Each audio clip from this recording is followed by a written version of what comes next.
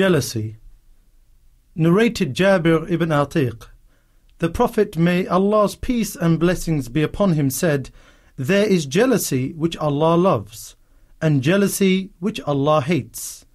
That which Allah loves is jealousy regarding a matter of doubt, and that which Allah hates is jealousy regarding something which is not doubtful. There is pride which Allah hates, and pride which Allah loves. That which Allah loves is a man's pride when fighting and when giving sadaqah, and that which Allah hates is pride shown by oppression." The narrator Musa said, "By boasting."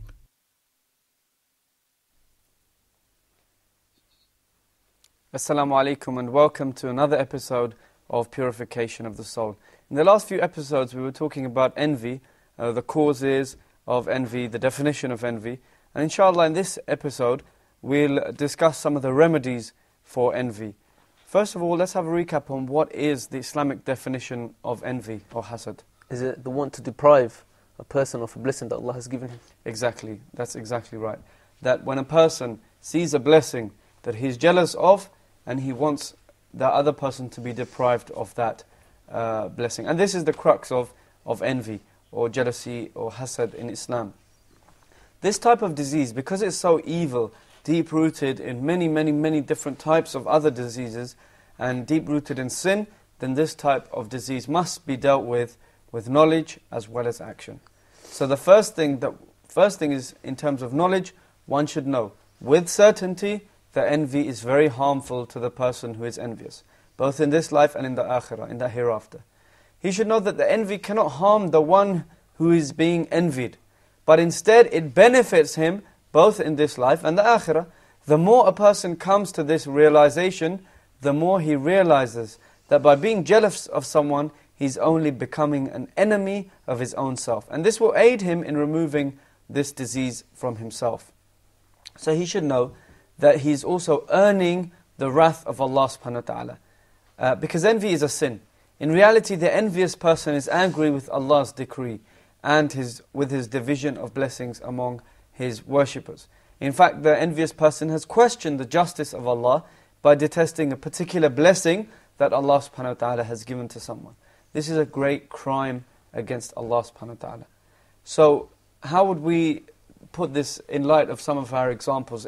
In every remedy, we'd like to see practically how one could do that. So, for example, if a person was envious of another person's job or status, then this point should come into his mind. With knowledge, he should sit down, think to himself that in actuality I'm earning the wrath of Allah. I can't harm the other person with my envy. In fact, the blessing won't suddenly disappear. Rather, I'm the one who's harming. I'm the one who is harming himself, both in this life and the akhirah, because I'm earning the anger of Allah subhanahu wa ta'ala. The second way that a person can remove this disease of envy is that he should know that he has also committed a crime, not only against Allah, as in the first case, but also against his brother Muslim. So he wasn't sincere towards him, and he left the way of the prophets and messengers. Why? Because the prophets and messengers would want for the ummah, for the Muslims, the best, the blessings of Allah subhanahu wa ta'ala. So when a person, he is envious of another Muslim, he's left the way of the prophets and messengers who would love the worshippers of Allah and who are sincere towards them. Instead, whose path did he join? The path of shaitan. How? Because he was the one who was envious. Because he was the first one who was envious. So he was the first to manifest this envy. So these evil characteristics in the heart eat away the good deeds of the heart, just the way fire eats away firewood. He can also perhaps hide his envy from his brother in this life. But can he hide it from him in the akhirah? No. And this is an important point, and it's a practical way of removing envy. He should realize that, okay, I've hidden away this disease of envy against my Muslim brother. Openly, I'm not showing this envy towards him. But there's going to be a day when the person will know about this envy. I can't hide it from him on Yawm al-Qiyamah. Okay? And on that day, people are going to be in need of their good deeds. And they're going to be embarrassed of their evil deeds. Not just in front of Allah subhanahu wa ta'ala, but also in front of their Muslim brothers and sisters, and in fact other people. And you should also think that, imagine if the person in this life could see that this person has been envious towards him.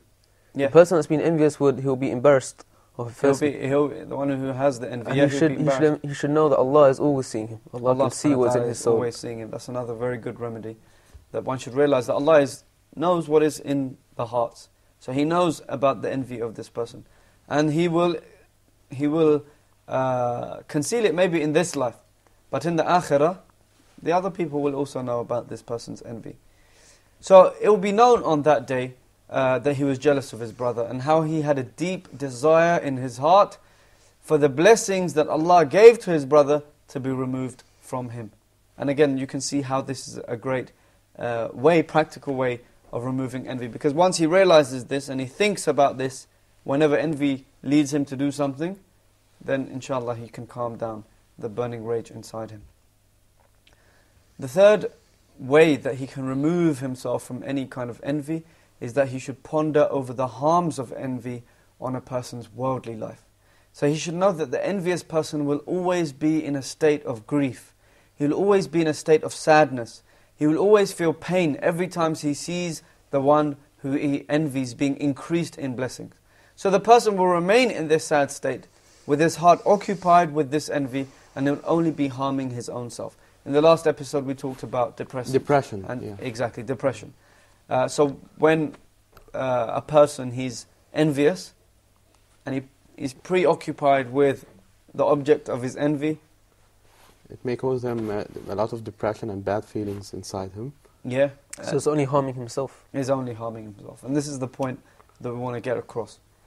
Because the logical person, the person who thinks straight, he thinks logically, he says to himself, actually, if I'm only harming myself, if I'm the enemy of my own soul, then what good is it for having this envy? What is the good of this envy? So he should convince himself of this and realize this. Have you got any examples in this light, how we could apply this? It's in the remedies, or? Yeah, for example, in these some of the remedies we've mentioned so far. For example, in the examples we mentioned earlier about the workplace, then, he should realize, as he said, that is the qadr of Allah, the will of Allah, that He decides who gets these blessings. Yeah. And so he's not deserving of this. So he should realize he's not deserving of this blessing, of getting this promotion. So he should know that Allah chooses who gets this blessing. Yes. I mean, he should, and this leads on to the next point, that he should come to a realization that when one whom he envies will not be harmed, then he's only harming himself. Because that person won't be harmed in this life or the akhirah. If he preoccupies himself in being envious of a person who has got a better house than him, then this envy will not remove that person's house from him. It won't remove it. He is burning himself up inside, but it's not going to remove, it's useless. It's not going to remove the person's house. And secondly, it's not going to, this jealousy will not magically give him a house similar to that. So you can see how useless this feeling is. And really this helps. This really helps. In anything, for example, the person's got more wealth. When a person thinks that actually it's not going to remove, my envy of that person is not going to remove him of his wealth, nor is going to increase me of my wealth, so let's not be let's not be envious of that person, but instead think about asking Allah subhanahu wa ta'ala for similar blessings, and that's fine. There's no harm in that. There's no harm in wanting similar blessings. The other guy's got good trainers. Hey, there's no harm in wanting that and making dua to Allah for that. Sure, it affects the society and the organization also. For example, if he's envious of his boss, then he won't work hard himself in that position either. Yeah, so that the boss will get the sack, or in the society he won't fulfill his part of role of the in family life, with the children envious of each other. I mean, if a person sits down and actually thinks, what is this envy achieving? It's only achieving diseases of the heart. So, for example, he's not actually getting anything out of that himself. He's actually just, he's not going to, if somebody else has got more knowledge than him, he's doing better than him in exams, for example. It's not going to help him if he is envious of the other person at all. What he should always realize, that whatever Allah has decreed will always occur. And both he and the one whom he envies will be given of blessings whatever Allah subhanahu wa ta'ala has written for them both. So, if Allah subhanahu wa ta'ala has written for the other person to have a car, a nice house, a nice wife, he'll get it. If Allah hasn't written that for you, it doesn't matter how much envy you display or manifest, or that you harbor in your heart, then it's not going to achieve those things that Allah subhanahu wa ta'ala has not decreed for you. So rather be pleased with the qadr of Allah. And this leads to the fifth remedy for envy. That he should be content with what Allah subhanahu wa ta'ala has given to him of blessings in this world. He should ponder and enumerate his own blessings that Allah subhanahu wa ta'ala has bestowed upon him. And in this way, instead of occupying himself or preoccupying himself with the blessings that Allah subhanahu wa ta'ala has given to other people, he's thinking and he's being grateful to Allah subhanahu wa ta'ala for the blessings that Allah gave him. Everybody can think of blessings that Allah has bestowed upon them. If they're Muslim, this is the first blessing. Allah has made us Muslims. If we've been given 2 eyes, we're able to see, we're able to hear, we're able to smell, we're able to speak, we're able to move our hands, we're able to walk. And whatever of the blessings that we have, we can always count and count and count. We can never enumerate in totality the blessings that Allah subhanahu wa ta'ala has bestowed over us. Inshallah, after the break, we'll go on to the remedies. We'll carry on in the remedies, inshallah. Sure. Assalamu alaikum.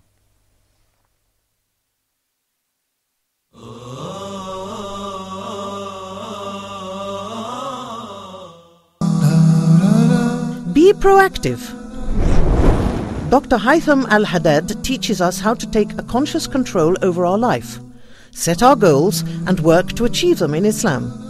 Take firm steps towards your future. Be positive and be proactive.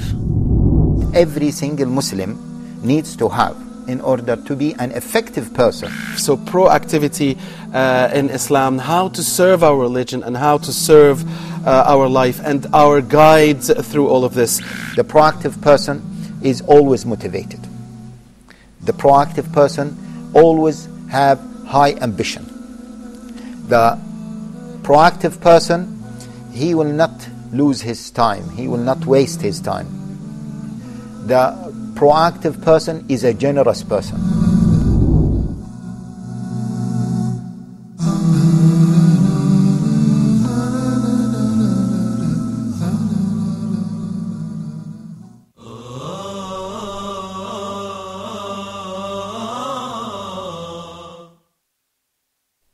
Assalamu alaikum and welcome back.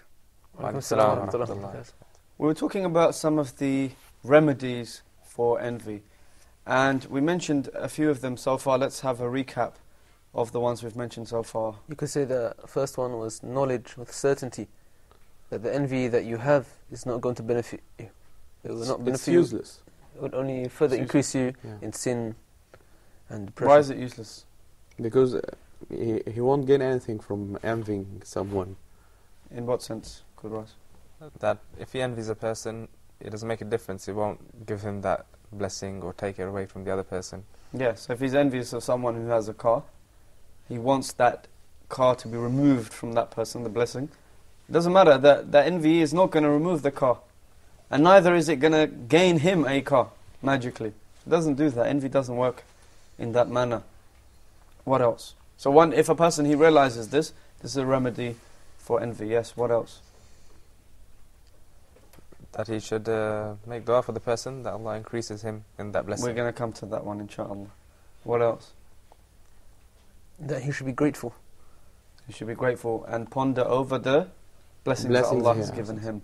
Yeah. And realize that Allah, if you could count the blessings of Allah, you would never be able to enumerate them. If you sat there to count them, you'll never be able to enumerate them, ever. And this is related to another one, that he should be grateful, should accept the decree of Allah. He should accept the decree of Allah subhanahu wa ta'ala. That Allah is the one who's given that person the this blessing, and therefore he should be happy with the decree of Allah subhanahu wa ta'ala. The next remedy for envy is a very, very important and practical one. And that is that he should act in defiance of his own envy. So whenever his envy dictates that he should do something, he should strive against his soul and do the complete opposite.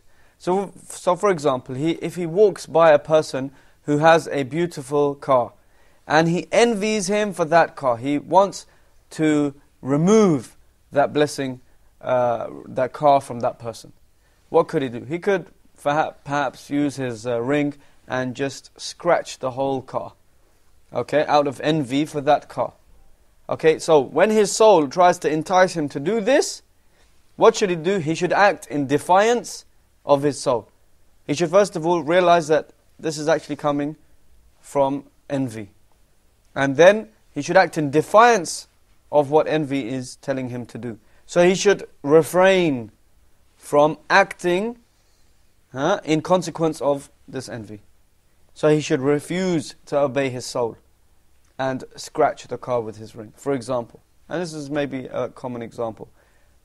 Let's have a few more examples like this, where one would want to do something, but he should fight his soul and do this. We should remember that Allah subhanahu wa ta'ala says in the Quran, إِنَّ الشَّيْطَانَ لَكُمْ عَدُوٌ فَاتَّخِذُوهُ عَدُوًا.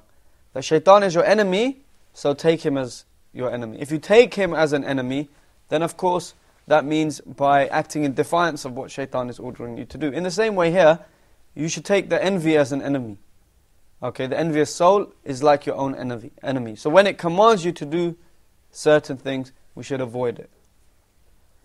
Yeah, for example, sometimes at university, when there's limited spaces for a certain course, and only certain students are selected for that, then if he's competing with another student, then he should, instead of being envious of that person, of getting that position, that job, or degree or whatever, then he should wish good for that person. And think. But how would his soul? What I'm asking is, how would he act in defiance of his soul? His soul, he is envious of someone. Okay, that envy leads him to do something. You mentioned an example a while back about someone having nice hair. Okay, someone having nice hair. A person could have envy for that person, and then you said that he might, for example, shave his hair at night time. Mm-hmm. So what should he do in this scenario in light of what we've just learned? He should remember that this is something that despised by Allah. Yeah, and he should act in defiance of his soul. He should say, no, I'm not going to shave the guy's hair. Try to overcome it. He should overcome it, exactly. And be grateful. And be grateful to Allah. Yeah, and change it to good actions. Yes. So in this particular remedy, what we're concentrating on is the issue of defying, in other words, acting against, refusing to obey one's soul. Okay, so the soul says, hey, go and do this evil action. Okay, out of your envy. You say, no, I'm not going to do it. Let's have some more examples of this. Yeah, maybe in work. Mm. If two employees are fighting for a promotion, mm-hmm. and is envying someone else that have God's skills, instead of envying him, he can work on himself. Yeah, or this envy may lead him to namima, for example. Okay? Yeah. We talked about tail carrying. Yeah. So the envy may lead him to tail carrying. To go to the boss and say, hey, you know what he said about you? To make sure he doesn't get promotion. And of course that is haram as well. So what the person will do in light of this remedy, he will act in defiance against his soul and say, no, I'm not going to do that. I'm not going to obey you, O soul, for this thing. And this is a remedy. This is a remedy. So if he's envious, for example, okay, and likewise he should not only do that, he should do the opposite of that. Let's take the example of the car. Okay, somebody has a car. Instead of scratching the car, maybe he should offer to wash the car on behalf of the owner. He says, hey, you're a good friend, let me wash your car today. Be careful not to scratch it while you're washing it. Be careful not to scratch it while he's washing it. In the same way, I mean, I wouldn't say wash someone else's hair, But I'm sure we can think of some examples after we've had a look at the interviews about this. I think we should love things that happen to our friends, and we must hope for more good things for them. It could be removed by knowledge, because if you're more knowledgeable, you've got more general knowledge, you know some in everything, like if you're talking in religion, you'll know that envy is a bad thing. You know that envy will hurt other people, hurt you also. Well, it depends on the issue. Envy is not an admirable feature in itself. However, knowledge is definitely power. Knowledge is something we should all seek to better the world that we live in today. Naturally, if you have a good amount of knowledge, there's no need to envy others, even if they are materially or better or in any sense better in any way. That, alhamdulillah, everything's good. We can always better ourselves through knowledge. So knowledge is the key. It supersedes money, it supersedes anything else of material value, because your head is more valuable than anything else in the world. Yes and no. It depends on the person. If you envy someone, you will severely be punished in the afterlife. So if you really practice Islam, you will know that envying someone will harm you and harm him, the other person you are envying, One has to exercise certain level of self-control. That's why a lot of people, that's what an addict is. It's someone who cannot exercise any level of self-control. So we as people, we have to exercise the self-control even in terms of emotions, because you can be addicted to a certain person as well. And these can create feelings such as envy and jealousy, and it allows you to harbor a lot of also negative emotions. And it's just improper. I don't think that it should be done. I think one should really be in command of their feelings, even though it's very difficult, but they should try to have a certain level of control over their feelings so they don't hurt the people around them, and they don't give the evil eye to anyone else also at the same time. Very good, very good, yes. So we were talking about some examples of when a person could act in defiance of his own envy. The envy tells him to do something, he's going to do the opposite. Let's have some more examples of that. For instance, if a person who has new clothes or something like this, and the other person envies this, maybe he should offer to buy some more clothes Exactly, that's exactly what I wanted to hear, these kind of examples. For instance, if the person had quite nice trainers, and another person did, then the other person can perhaps offer to buy some new trainers for the person. Yes, that's right. So, and this totally, a person is fighting against his own soul here. Okay? He's training his soul. And this is the key. More examples of this? Maybe in families where at home, maybe instead of envying his brother, he buy can him a gift. Buy him a gift or encourage him to do better. Yeah, and speak, like when the envy tells a person, hey, speak badly about your brother to your father. Yeah. Okay, sibling rivalry. They're all vying for the father's love, the parents' love. What should he do? He should act against that and say, hey, Dad, my brother, he was really good today. He was really nice, kind. Yeah. Defy his own soul. Do the opposite of what the soul is telling him. If he's envious, for example, of someone who is being praised by the people, and his soul desires to speak against that person, then he should strive against his soul, and instead he should make good comments and compliment that person. In this way, he's training his soul to remove the envy in his heart. So when a person has broken a leg, for example, okay, and he's had it repaired, he is advised to exercise his leg, slowly but surely, training his leg to get back into shape, get back to normal. If he doesn't exercise and train his leg, then he could end up with a permanent injury. In the same way, the soul.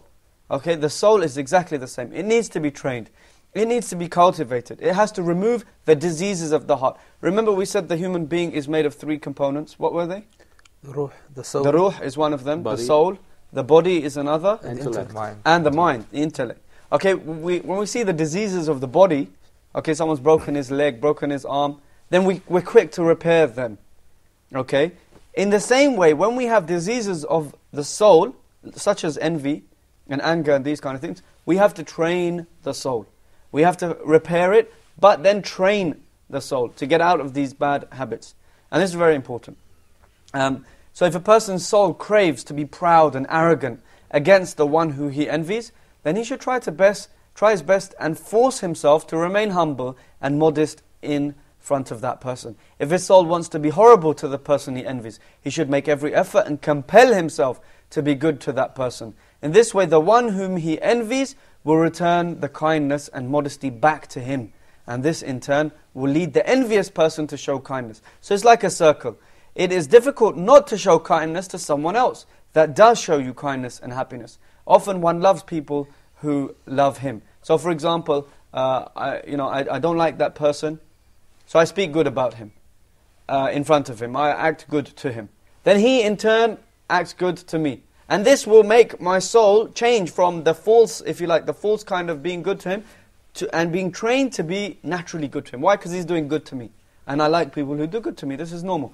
The seventh remedy for envy is that every time the thought of envy enters his mind, he should avert it immediately and begin to think of something else. He should start to do acts of worship, like read the Qur'an or recite words of dhikr. In this way, he will preoccupy himself with acts of worship instead of his envy.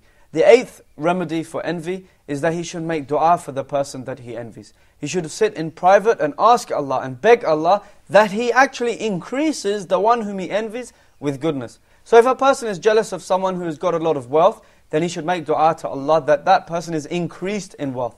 This is acting totally contrary to himself, to his soul, which is telling him to do the opposite. He should force himself to do this, knowing that Allah will give to that person whatever He's already decreed, so it's not going to change anything. It is difficult to make dua for one whom a person is angry with or envious of. So by doing this, he's actually forcing the envy out of his soul. The ninth remedy is that he should take refuge in Allah subhanahu wa ta'ala from this disease of envy and make dua to Allah to remove him of it. So I ask Allah subhanahu wa ta'ala to aid us against this evil disease so we can struggle against it and overcome this filthy disease from our hearts.